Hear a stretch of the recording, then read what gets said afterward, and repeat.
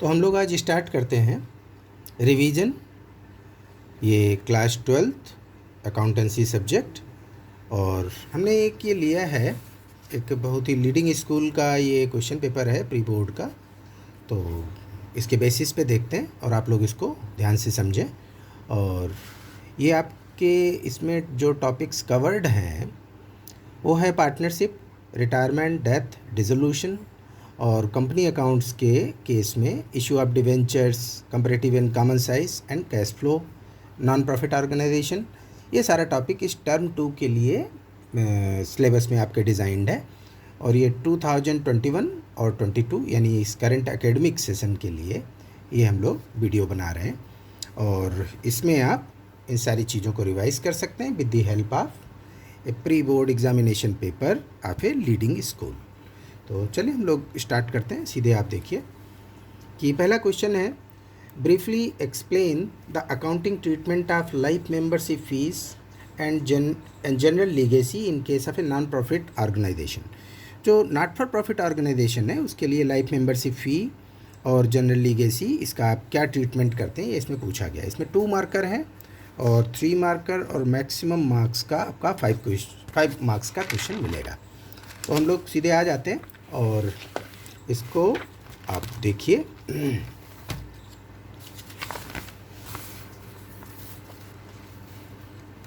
तो these are the answers. तो एक एक करके हम लोग चलते हैं। तो जैसा कि ये क्वेश्चन था कि accounting treatment of life membership fee और जनरल लीगेसी का कैसे करेंगे आप नॉट फॉर प्रॉफिट ऑर्गेनाइजेशन में, तो थोड़ी सी लैंग्वेज आप लोग भी देखते चलें, आपको याद रहेगा। लाइफ मेंबरशिप फ़ी, इसके कुछ हमने फीचर्स भी लिखे हैं। आपको इतने लिखने की ज़रूरत नहीं है एग्ज़ाम्स में, आपको स्ट्रेट वे आंसर कर सकते हो, लेकिन आपकी समझ के लिए हमने थोड़ा इसको डिटेल कर लिया है। It is a one time receipt, it is a capital receipt shown in balance sheet liability side, इसका आंसर हो जाता है। General legacy, as its name signifies that this legacy is general, so according to will of a person. Legacy क्या होती है? According to will of a person if he donates some amount to NPOs। तो ये not specific है, so a revenue receipt और revenue receipts are shown in income and expenditure account credit side as income. तो ये इसका answer हुआ। Next देखिए, next दिया हुआ है ABC are partners sharing profits in the ratio of 2:1 on C's retirement there was a workman's compensation fund of rupees 30,000 along with claim of 42,000 pass necessary journal entries for the above information। तो हम लोग थोड़ा discuss कर लेते हैं इसको कि ABC partnership में है और एक कोई पार्टनर रिटायर हो रहा है, तो at that point of time revaluation account is prepared और उसमें आप फिर देखते हैं कि एसेट्स और लाइबिलिटीज़ की क्या पोजीशन हुई, इंक्रीज़ या डिक्रीज़, एंड अकॉर्डिंगली प्रॉफिट और लॉस को दिमाग में रखते हुए हम लोग उस अकाउंट को प्रिपेयर करते हैं। तो यहाँ पे देखिए वर्कमैन कंपनसेशन के लिए 30,000 था, but liability against this is 42,000। तो whatever extra amount is firm is liable to pay that is to be charged from revaluation account. तो आप इसी हिसाब से इसका आंसर कर दोगे। और इसकी जनरल एंट्रीज क्या होंगी, क्योंकि ये हमारे लिए लॉस हुआ तो रिवैल्यूएशन अकाउंट से आप ये सारा कुछ चार्ज करोगे, जो भी एक्सेस अमाउंट है, तो आपकी जनरल एंट्री हो जाएगी। Workman compensation fund account debit 30,000 because a previous fund is available in your balance sheet is of this amount. Revaluation account debit 12,000 और workman compensation payable is 42,000। तो इस तरीके से ये आपका बन जाता है। नेक्स्ट देखिए, debit balance of revaluation account of rupees 12,000 is a loss, so it is to be distributed among partners in their existing profit sharing ratio. तो चूंकि आप 12,000 ये रिवैल्यूएशन अकाउंट से चार्ज कर रहे हो, तो ये इसका बैलेंस कैसा आएगा? एज ए लॉस, और पार्टनर से आप ये अमाउंट चार्ज कर लेंगे इनके एग्जिस्टिंग प्रॉफिट शेयरिंग रेशियो में, है ना। तो इवन रिटायरिंग या डिसीज पार्टनर उसको इंक्लूड करते हुए आप उनका एग्जिस्टिंग प्रॉफिट शेयरिंग रेशियो में इसको डिस्ट्रीब्यूट कर देते हो। नेक्स्ट देखिए, this is illustration, this is question number 3। अब क्वेश्चन नंबर 3 क्या कहता है, इसको देखिए। क्वेश्चन नंबर 3 कहता है, state any 2 situations in which the court में order to dissolve a partnership firm, है ना, कि कौन सी वो कंडीशंस है जिसमें कोर्ट ऑर्डर कर सकती है कि फर्म को भाई डिज़ोल्व करिए। तो इसमें हमने 2-3 लिख रखी हैं और इसी से रिलेटेड आप लिख सकते हैं। Number 1, if partner breaches agreement. Breach का डिक्शनरी मीनिंग होता है ब्रेक करना, तो पार्टनर्स कोई एग्रीमेंट को ब्रेक करते हैं उस कंडीशन में। Second one is if partner is unable to discharge his duties, क्योंकि उसको अपनी ड्यूटीज़ तो डिस्चार्ज करनी है, वो नहीं कर पाता है, इन दैट केस। या एक partner becomes of unsound mind. तो जैसे अगर कोई पार्टनर अनसाउंड माइंड का हो जाता है, it means he becomes incompetent to contract, because जो अनसाउंड माइंड के हैं, ड्रंकननेस है, ये सब कुछ माइनॉरिटी है, ये आपको कॉम्पिटेंट टू कॉन्ट्रैक्ट नहीं बनाती है। तो if one of the partner becomes incompetent to contract, तो पार्टनरशिप के लिए डिज़ोल्व करने का कोर्ट ऑर्डर कर सकती है। ठीक है, तो अब देखिए आप next question number 4। Question number 4 में Vikas, Yogesh and Amar are partners sharing profit in the ratio of 5:3:2। Aman died on 31st August 2021। His share of profit till the date of death was based on turnover, है ना। आपको याद होगा, आपको deceased partner किसी if in the mid of year उसकी death होती है, तो from the beginning of the financial year, that is 1 अप्रैल से जब तक वो पार्टनर रहा है, उस पीरियड का आपको प्रॉफिट कैलकुलेट करना होता है। तो that is known as profit loss suspense account, उसमें आप ट्रांसफ़र करते हैं। क्यों कहते हो profit loss suspense? Because exact profit in the mid of year is not possible to calculate, that's why it is termed as profit loss suspense. That's why it is to be charged as profit loss suspense account debit to the deceased partners capital account। जो भी उसका profit sharing ratio हो, उस हिसाब से आप उसको वो शेयर दे देते हो। तो ये आपको मालूम है। और सस्पेंस क्यों कहते हो? क्योंकि एग्जैक्ट हमारा प्रॉफिट कब कैलकुलेट होता है? 31 मार्च। तो if in the mid of year you are calculating, you are estimating profit, तो that is profit loss suspense. तो इसमें यहाँ पे बात हुई कि उसकी 31 अगस्त को डेथ हो जाती है और आपको प्रॉफिट कैलकुलेट करना है, और वो प्रॉफिट उसका टर्नओवर पे बेस है। The total turnover for the year ended 31 March 2021। अब ध्यान देना, जो लास्ट ईयर का उसका टर्नओवर 31 मार्च को उस ईयर का था, that was 45 lakhs and profit for same period was 9 lakh। और उस पीरियड का प्रॉफिट कितना? 9 lakhs। तो अमन शेयर ऑफ प्रॉफिट, अब अमन की डेथ कब हुई है? 31 अगस्त 2021 को, है ना। आफ्टर कितने मंथ्स? अप्रैल, मई, जून, जुलाई, अगस्त, आफ्टर 5 months, है ना। तो आपको 5 month का निकालना होगा, ऐसा कुछ करना होगा। देखिए आगे क्या इन्फॉर्मेशन है। Aman share of profit till date of his death was calculated as 30,000, यानी इन्होंने अमन का प्रॉफिट शेयर निकाल रखा है, and for that period of time that is 30,000। Calculate the turnover till 31 August 2021 and pass general entry for Aman share of profit. तो अब इस question में उसने थोड़ा ट्विस्ट दे दिया। उसने कहा कि भाई अमन का इस पीरियड का प्रॉफिट बनता है 30,000, और आप ये बताइए कि भाई आपका इस पीरियड का टर्नओवर क्या होगा। तो आपको समझना होगा कि अमन का प्रॉफिट शेयर कितना है। अमन का प्रॉफिट शेयर है 2/10, है ना। 532 है, तो अमन का प्रॉफिट शेयर है 2/10 and it is for the period of, it is for that period of time, है ना। तो और वो कह रहा है कि तो उसी पीरियड का आपको टर्नओवर बताना है।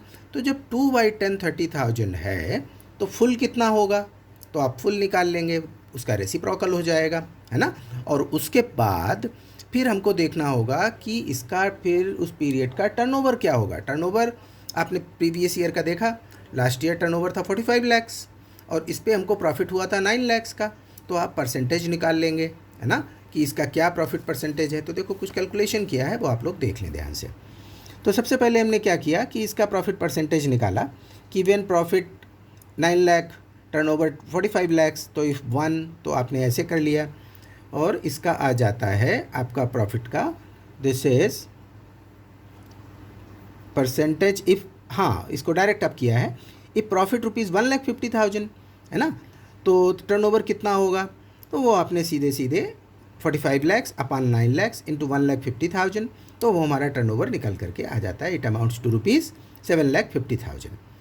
और इसके साथ में जो इसकी वर्किंग है वो आप थोड़ी देख लो कि अमन का शेयर ऑफ प्रॉफिट आपने देखा कि 2/10 30,000 है, फुल कितना हुआ? 30,000 इंटू 10/2, तो इट इज़ 1,50,000। तो आपको इसी बेसिस पे निकालना है कि उसका टर्नओवर 45 lakhs था जब उसको प्रॉफिट्स हुए 9 lakhs। तो 9 लाख प्रॉफिट पे टर्नओवर कितना? 45 lakhs। तो 1 पे कितना? 45 लाख अपॉन 9 लाख, तो 1,50,000 पे टर्नओवर कितना होगा? That is 7,50,000। समझते हैं, क्लियर होगा आपको। फिर ये पार्ट आपको ध्यान देना है, ये पार्ट उसने कुछ क्वेश्चन में अलग डिज़ाइन कर दी इसकी, कि उसने अमन का शेयर ऑफ प्रॉफिट दे दिया। तो इसके बेसिस पे, और अमन का आपको प्रॉफिट रेशियो पता है, दैट इज़ 2/10, तो उसके बेसिस पे ये निकल आया। तो फुल कितना होगा, दैट इज़ 1,50,000। तो उसके बेसिस पे हमारा टर्नओवर क्या होगा, तो आपने इस तरीके से इसका आंसर कर दिया। और इसकी जनरल एंट्री जहाँ तक पूछी गई, तो जनरल एंट्री है profit loss suspense account debit to Aman's capital account, है ना। तो इसके बेसिस पे इसको हमने ट्रांसफ़र कर दिया और ये आपका कंप्लीट हो जाता है। नेक्स्ट देखिए, नेक्स्ट है क्वेश्चन नंबर 5। तो इसमें एक्सट्रैक्ट्स दिए हैं, extracts of receipt and payment account are given. तो for the year ended 31 March 2021, और इसने बताया कि सब्सक्रिप्शन, अब इसमें एनपीओ के जो क्वेश्चंस हैं और ऐसे पूछा जाए तो आप ईयर का बहुत ध्यान रखिए। तो सबसे पहले तो देखिए हमारी करंट ईयर क्या है। करंट ईयर हो गई हमारी 2021, क्योंकि 31 मार्च 2021 को क्लोज हो रही है, तो हमारी फाइनेंशियल ईयर हुई 2020-21। अब आप ये कौन सा अकाउंट देख रहे हैं, ये आप अकाउंट देख रहे हैं रिसीट एंड पेमेंट अकाउंट। तो रिसीट एंड पेमेंट अकाउंट में तो ये तो हमारा कैश बेसिस पे बनता है। तो कैश बेसिस पे अकाउंट बनने का क्या मतलब है कि उसको कुछ भी कैश मिलता है, चाहे कोई भी प्रीवियस ईयर का या इवन नेक्स्ट ईयर्स का, उसको जो कुछ ड्यूरिंग द ईयर रिसीव हुआ है वो सारा कुछ यहाँ पे दिखाएगा। लाइकवाइज वो पेमेंट कर रहा है प्रीवियस ईयर के, करंट ईयर के या नेक्स्ट ईयर के, वो सारे पेमेंट्स भी यहाँ पे आएंगे। तो आपने रिसीट्स में देखा 2019-20 का उसको सब्सक्रिप्शन जो रिसीव हुआ 15,000, करंट ईयर का सब्सक्रिप्शन मिलता है दैट इज़ 2020-21 का 2 लाख रुपीज़, और नेक्स्ट ईयर का उसको रिसीव हुआ 45,000। तो इस तरीके से 2,60,000 इसको मिलता है।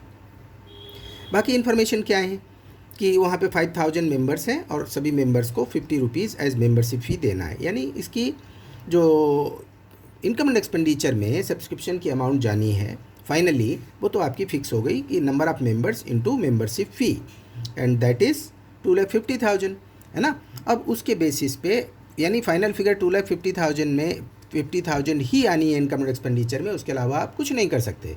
Reason, income and expenditure account is prepared on the basis of accrual basis of accounting. और एक्रूअल बेसिस ऑफ अकाउंटिंग क्या होती है? एक्रूअल बेसिस ऑफ अकाउंटिंग कहता है कि income and expenses of a particular financial year are to be recorded whether full incomes are not received, है ना। और likewise in case of expenses whether all the expenses were not paid, extra pay कर दिया तो आप घटा देंगे, कम पे किया है तो आप उसको जोड़ेंगे आउटस्टैंडिंग और प्रीपेड के नाम से। लाइकवाइज इनकम में आपने कम रिसीव हुआ है तो अक्रूड बोलोगे, एक्स्ट्रा रिसीव हुआ है तो अनअक्रूड बोल करके आप माइनस कर देंगे। लेकिन फाइनली आपके पास अक्रू कितना हुआ subscription, and that amounts to rupees 2,50,000, और वो उस ईयर की इनकम होगी। एक तो ये पॉइंट था। फिर नेक्स्ट देखिए, वो कहता है subscription received in advance at the beginning of the current year. तो आपको करंट ईयर की बिगिनिंग में अगर सब्सक्रिप्शन एडवांस में मिलता है तो इसका मतलब है कि ये हमारा करंट ईयर का सब्सक्रिप्शन मिला है ना। फिर नेक्स्ट देखिए, और ये क्या कहता है, 1 अप्रैल 2020 को subscription was due from 350 members. तो 350 मेंबर्स से आखिर हमको सब्सक्रिप्शन ड्यू कितना था, तो इसको अगर हम 50 से मल्टीप्लाई कर दें तो यानी हमारा स्टार्टिंग में सब्सक्रिप्शन ड्यू था 5 5 जा 25 का 5 2 और 17, यानी 17,500 हमें स्टार्टिंग में ड्यू था। यानी वो कब का ड्यू हुआ? लास्ट ईयर का। तो आप यहाँ से कोरिलेट करिए कि आपका स्टार्टिंग में सब्सक्रिप्शन लास्ट ईयर का जो ड्यू था दैट वाज 17,500, और आपको during the year last year का मिला कितना? 15,000। इसका सीधा सीधा मतलब हुआ कि अभी हमको 2,500 लास्ट ईयर का भी मिलना बाकी है ना। तो ये सब आपका कहाँ पे शो होगा? ये आप अगर बैलेंस शीट वगैरह का इसने कुछ कह रखा होगा तो उसमें वो चीज़ें जाएंगी, लेकिन आप क्वेश्चन को देखिए क्या कहता है। You are required to calculate subscription outstanding at the end of the current year and the amount of subscription income. तो एक आंसर तो आपका बिल्कुल स्ट्रेट वे बड़ा आसान सा हो जाता है, दैट इज़ सब्सक्रिप्शन इनकम हमारी करंट ईयर की कितनी हुई? 5,000 मेंबर इंटू 50 यानी 2,50,000। आपने इसका तुरंत आंसर कर दिया और आप लिख देंगे उसको। फिर कहता है calculate the subscription outstanding at the end of the year, and of the current year. तो वो आउटस्टैंडिंग आप देखेंगे कि कितना हमारे पास है, तो उसकी थोड़ी सी आप वर्किंग देख लें। ये हम डिटेल डिस्कशन कर रहे हैं, लेकिन आपके आंसर्स बहुत ही मतलब कुछ इन फ्यू मिनट्स आप इसको सॉल्व कर लेंगे, लेकिन डिटेल डिस्कशन का पर्पज़ यही है कि आप उसकी थोड़ी सी वर्किंग देख लें। तो ये आता है हमारा क्वेश्चन नंबर 5।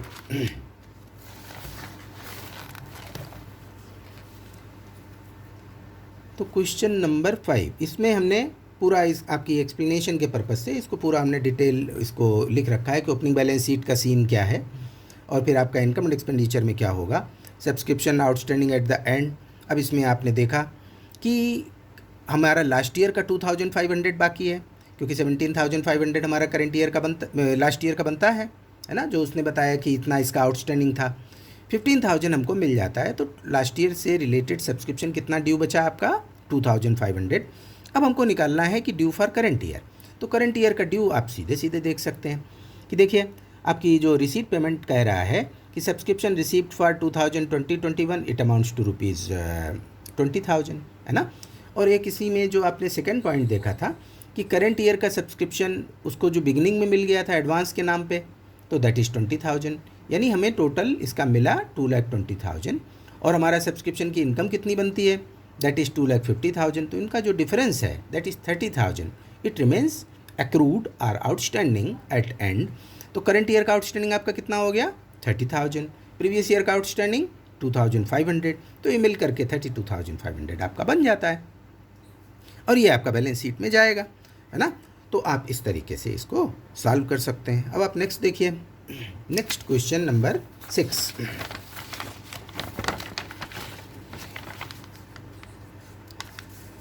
ये है क्वेश्चन नंबर 6।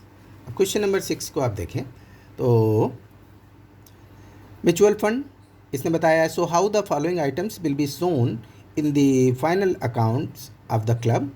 और इसने कुछ हेड्स दे रखे हैं। म्यूचुअल फंड मैच फंड दे रखा है 1,50,000 का, मैच फंड इन्वेस्टमेंट दिया है 90,000, donation for match received this is 30,000 और interest on match fund investment 15,000। Match expenses हमारे कितने हुए 1/3 of the opening match fund, है ना। इतना आपका इसमें डिटेल दिया हुआ है और आपको इसमें निकालना क्या है, वो कहता है कि मैच फंड को या ये सारे आइटम्स आप फाइनल अकाउंट्स में कैसे इसको शो करेंगे। तो ये कोई हमारा इनकम एंड एक्सपेंडिचर का तो हुआ नहीं, है ना, क्योंकि ये फंड है और इसमें सारा कुछ इन्वेस्टमेंट हो रहा है ये चीज़ें, तो ये बैलेंस शीट का मैटर हो जाता है। तो आप बैलेंस शीट में इसको कैसे ले जा रहे हैं वो चीज़ें आप देखें। इसमें ये इसमें शो किया गया है। Match fund opening balance this is 1,20,000, है ना। इसमें जो भी आपको डोनेशन मिला रिगार्डिंग मैच फंड तो दैट विल बी एडेड, है ना। Interest on investment it increases the amount of your fund, that's why it is added, तो इट इज़ 1,65,000। और वो कहता है इसने जो लास्ट में लाइन दी थी कि 1/3 of the opening match fund, 1/3 of the opening match fund is an expense, है ना। तो हमारा ओपनिंग मैच फंड कितना था 1,20,000, ये आपकी 1,20,000, इसका 1/3 हमारा एक्सपेंस हो जाता है। तो इट मीन्स आपने इसमें से खर्च कितना किया है 40,000, तो मैच फंड आपका 1,25,000 का इसका बैलेंस बचता है। और इसके करस्पॉन्डिंग आपने जो मैच फंड पे इन्वेस्टमेंट किया है दैट इज़ 90,000। तो इस तरीके से ये हमारा कंप्लीट हो जाता है। फिर नेक्स्ट देखिए आप, दिस इज़ क्वेश्चन नंबर 6। तो क्वेश्चन नंबर 6 कहता है कि account Guru limited purchase assets of Mukesh limited as under. इसने एसेट्स खरीदी मुकेश लिमिटेड की, प्लांट एंड मशीनरी लिया 8 लाख रुपीज़ में, लैंड एंड बिल्डिंग 72 लाख में। और इस परचेज कंसिडरेशन को जो भी इनका बनता है इसको कैसे पे किया गया है 25% of total purchase consideration was paid through bank draft, है ना। इसको आपने बैंक ड्राफ्ट के थ्रू पे कर दिया और जो भी रिमेनिंग है उसके लिए आप 9% डिवेंचर इशू कर रहे हैं of ₹100 each eight A premium of 20%, है ना। तो आपने ये जो डिवेंचर इसको दे रहे हैं वो 20% प्रीमियम पे इशू कर रहे हैं, यानी आपका डिवेंचर का इशू प्राइस हो गया 120। तो अब इसके बेसिस पे देख सकते हैं, सबसे पहले क्या करोगे, जो आपने परचेज़ की है उसके लिए जो डिफरेंट एसेट्स दे रखी हैं उनको आप डेबिट करेंगे और आप मुकेश लिमिटेड को क्रेडिट कर सकते हो या वेंडर अकाउंट का नाम लिख सकते हो, है ना, वो आपने किया। और फिर इसके बाद में इनके पेमेंट का शेड्यूल देखा। तो आप इसकी एंट्रीज़ को देख लीजिए। ये कुछ एंट्रीज़ इसके केस में हो रही हैं।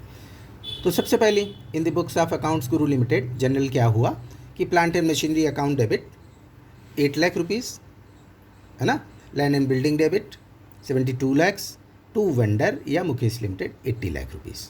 इसका आप नरेशन ज़रूर लिखेंगे। नरेशन में आप बहुत डिटेल लिखने की ज़रूरत नहीं है एग्जामिनेशन में, लेकिन एक वो फॉर्मेलिटी पूरी हो जानी चाहिए। आप इसमें केवल लिख सकते हैं being assets purchase from this, है ना, जिस किसी से आपने लिया है। नेक्स्ट, अब आप परचेज कंसिडरेशन देख रहे हैं, यहाँ पे 80 लाख रुपीज़ का हो जाता है और क्वेश्चन ने कहा था कि 25% ऑफ टोटल परचेज कंसिडरेशन आपने बैंक ड्राफ्ट के थ्रू दिया है। तो 80 लाख का आपने 25% किया तो that comes to rupees 20 lakh rupees, है ना। So this amount was paid through bank draft, तो vendor debit to bank account 20 lakh rupees.